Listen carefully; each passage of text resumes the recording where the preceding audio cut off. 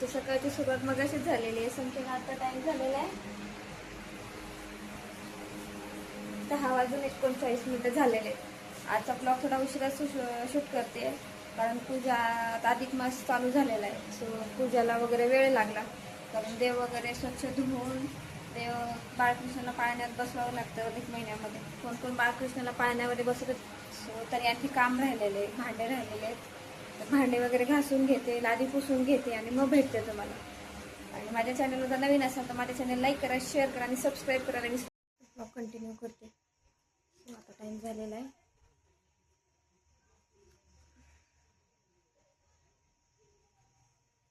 आता टाइम झालेला आहे 11:53 म्हणजे पावणे 12 वाजतात.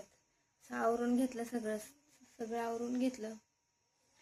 आणि इथं बघू शकता आरू झोपलेली आहे. इथे तुला फॅन मागवला आहे. हा 4 वरचा फॅन आहे. जर कोणाला हवा असेल तर डिस्क्रिप्शनमध्ये लिंक देते. कमेंट करून सांगा, डिस्क्रिप्शनमध्ये लिंक देते. आणि छान आहे, म्हणजे कुठं गावाला वगैरे पण येता येतं. ट्रॅव्हलिंगसाठी पण खूप मस्त आहे तो फॅन. लहान मुलांसाठीच म्हणजे आपल्यासाठी सुद्धा छान आहे. हवा छान देतो. सो आरू झोपलेली आहे. तोपर्यंत माझा ब्लॉग एडिट करायचा राहिला तो ब्लॉग एडिट करून घेते. आणि आजपासून अधिक मास चालू झालेला आहे. अधिक मास म्हणजे आमच्या इकडे जास्त अधिक मास म्हणण्यापेक्षा धोंड्याचा महिना म्हणतात. धोंड्याचा महिना म्हणजे मला जेवढं माहिती तेवढं सांगते मी. धोंड्याच्या महिन्यात खरं तर घरची जी लेक आणि जावई असतात त्यांना धोंडे वगैरे दिले जातात.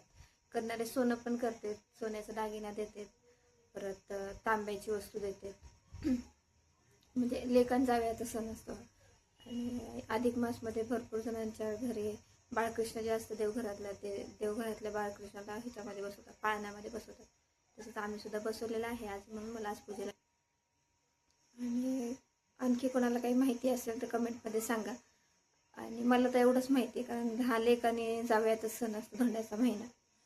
तो भरपूर जणांचा पहिला धोंडा असेल भरपूर जण. तसं तर माझा धोंड्याचा महिना हा दुसरा धोंड्याचा महिना. माझं जेव्हा लग्न झालं होतं तेव्हा धोंड्याच्या महिन्यातच झालं होतं. तसं धोंड्याच्या महिन्यातच लग्न झालं होतं माझं. काही कारण होते त्याच्यामुळे भरपूर म्हणजे धोंड्याच्या महिन्यामध्ये लग्न करत नाही, पण आमचं लग्न धोंड्याच्या महिन्यातच झालेलं आहे. काही कारण असं नाही, पण काही प्रॉब्लेम्स असल्यामुळे आम्ही धोंड्याच्या महिन्यातच केलं होतं लग्न. सो मला तर एवढंच माहिती आहे. आणि कोणाकोणाचं कितवा धोंड्याचा महिना आहे कमेंटमध्ये नक्की सांगा, ज्यांचं लग्न झालेलं आहे त्यांचा. सो ब्लॉगचा इथे थोडा स्टॉप करते. आणि माझा ब्लॉगसुद्धा एडिट करायचा राहिला, कालचा ब्लॉग एडिट करायचा राहिला. सो तो ब्लॉग एडिट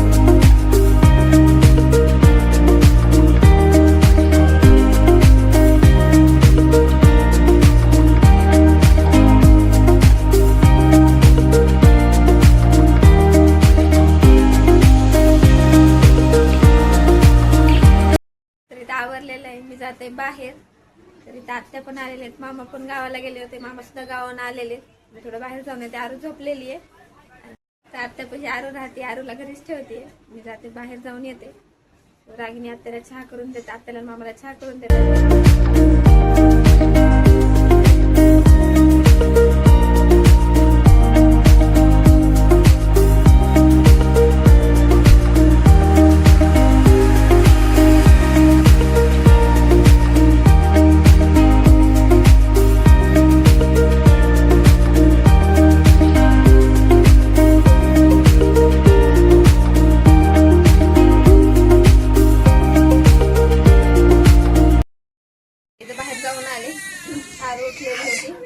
आरूची आजोबाची मजा मस्ती चालू आहे, बघू शकता.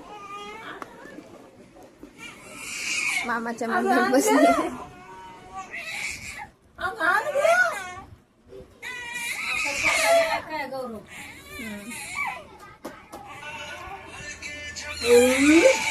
त्याचे हसत बघू शकता,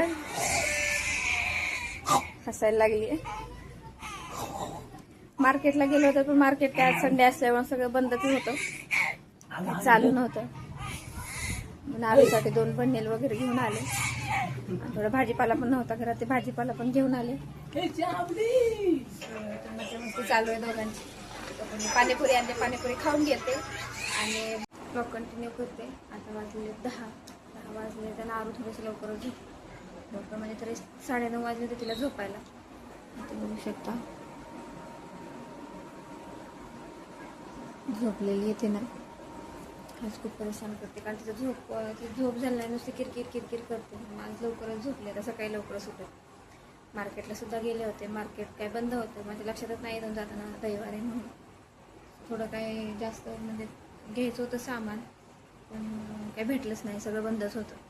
मग आरूला बनवलं वगैरे घेतलं, तिथून मग घरी आले. आता पाणीपुरी वगैरे घेतली, घरी आल्याच्या नंतर जेवण वगैरे केलं आणि आता इथंच ब्लॉग संपवते. भेटूया उद्याच्या ब्लॉगमध्ये. आजचा ब्लॉग माझा कसा वाटला ते कमेंटमध्ये नक्की सांगा. माझ्या चॅनलवर जर नवीन असेल तर माझ्या चॅनल लाईक करा, शेअर करा आणि सबस्क्राईब करायला विसरू नका. So bye.